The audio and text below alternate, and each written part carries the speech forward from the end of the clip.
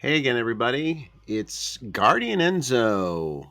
Hope the new year started off well for everybody. And here to join you for the second episode of Anime from the Vault. And this time around, we're going to talk about one of my favorite romance anime of all time, which is True Tears from PA Works. And a funny story, I put out a little poll on Twitter.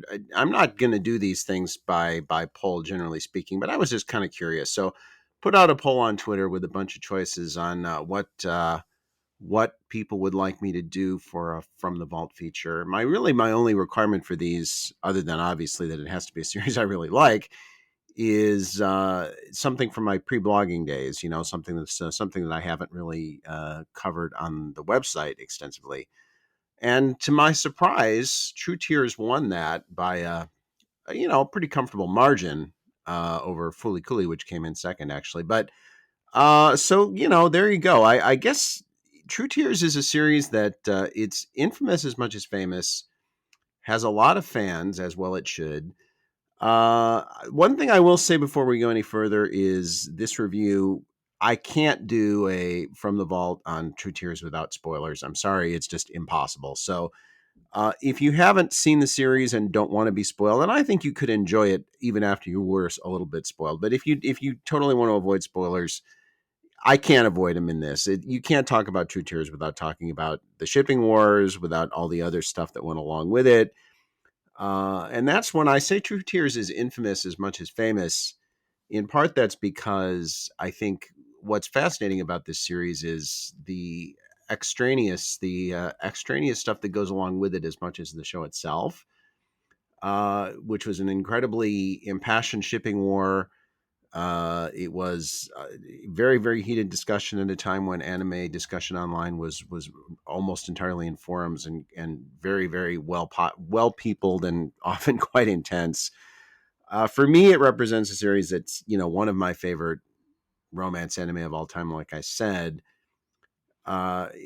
several other notable things about it from a personal perspective, which I'll get into a little bit as I talk about it. But True Tears, for those of you who don't know, and even those of you who do, 2008 series, winter 2008 on from PA Works, and it was theoretically based on a light novel, or a visual novel, I should say. But apparently, the anime had nothing or almost nothing to do with the visual novel except the name. So I really, for all practical purposes, it's an original series and written by Okada Mari, the infamous Okada Mari, who is one of the most important writers in anime over the last decade and a half, and has come out with some really, really tremendously great stuff in addition to stuff that isn't so great.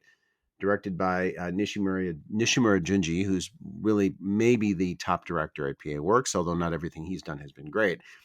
To me, the thing about True Tears is it's a series that it's emblematic of a studio as much as any series in anime. To me, this is PA Works. They've done some other great stuff since then, but not lately. But they have. But True Tears really, to me, represents everything about the PA Works aesthetic, everything about the PA Works style, everything about the vibe.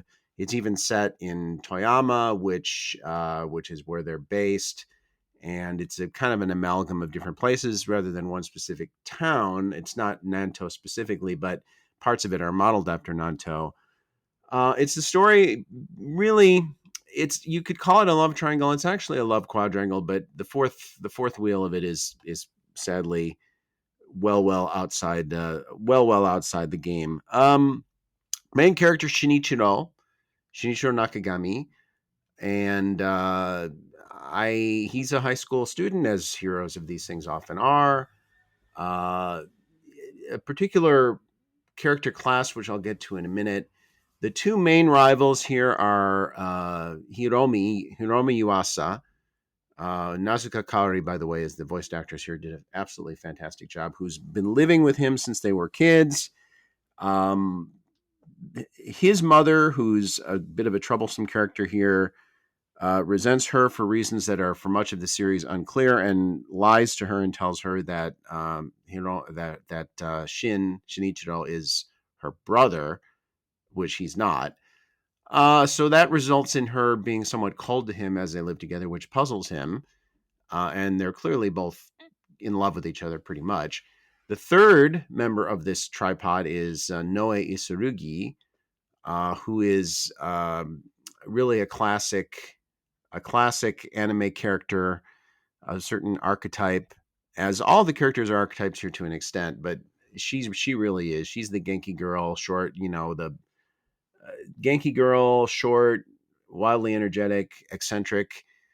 If you watched Yesterday Wo Utate, you can see a quite similar dynamic in many respects going on among the three main characters, although they're certainly aged up there. And that series is more grounded, maybe in realism a little bit than True Tears is. There is a fourth main figure here, and that's Aiko Ando, who is a childhood friend of Shin, and he really likes her.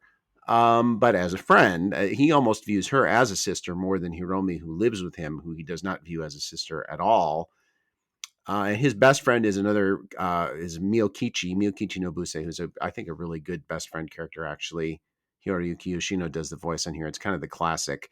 There's other characters involved here, like Noe's brother, but really, in the main, it's the four, and if you include Aiko, but really, it's the main three.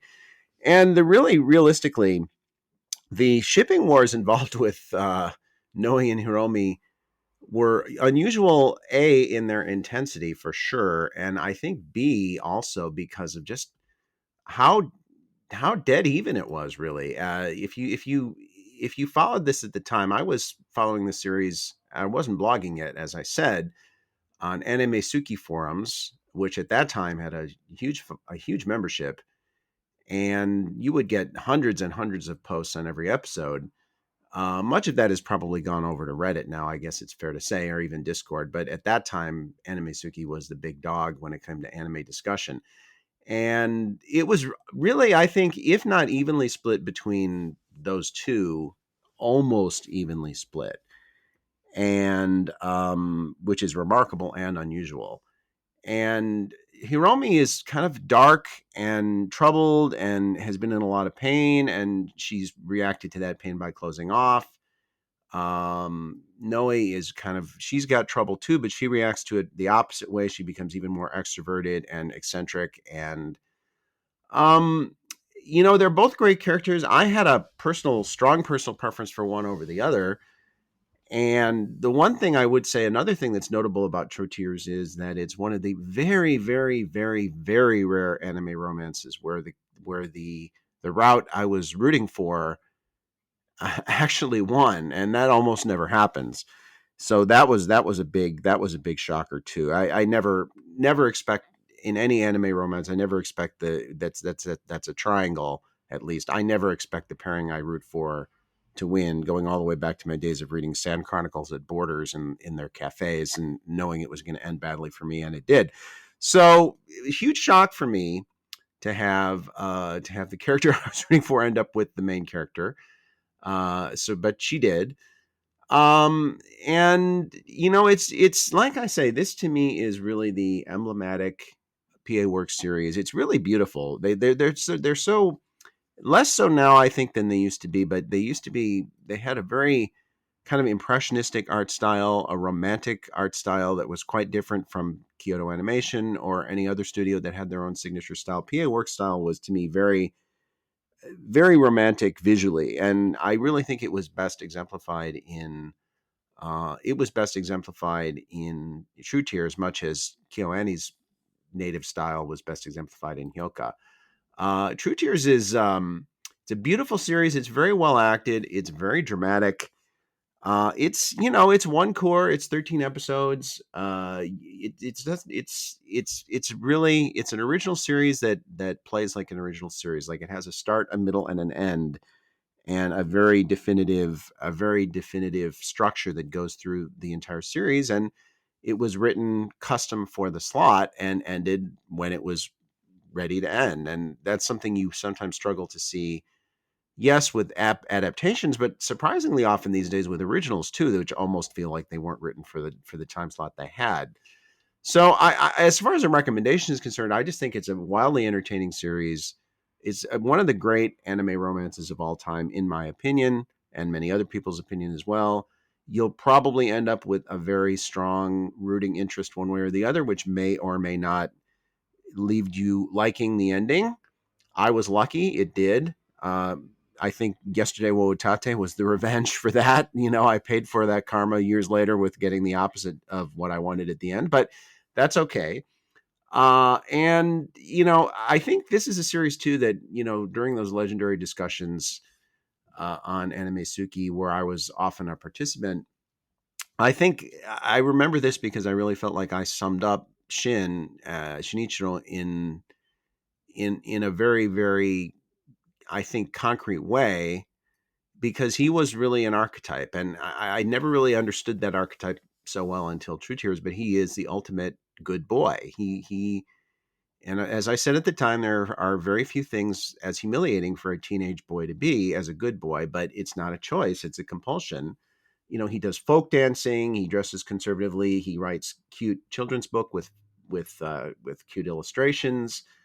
He's loyal, he's a good stepbrother to Hiromi, he's a good best friend to Miyokichi, he's a good student, he's a good son.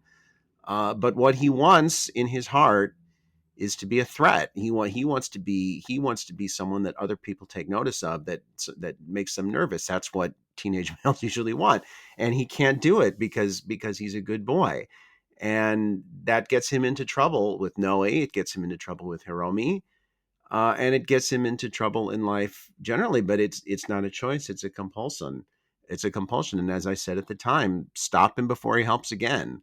But because he can't stop himself, he's serially nice, and that makes him a very interesting character to root for. And I think we've seen lots of versions of that character in anime over the years, a few before and many more after True Tears. But he, to me, is still the ultimate example of it. And as you watch this series, I think you will come to see Shinichiro, Hiromi, and Noe as all being representative of very, very familiar character classes in anime romances, but probably the best or nearly the best examples in every case. And I have to say, in also Aiko and Miyokichi are excellent as the supporting characters on the side too.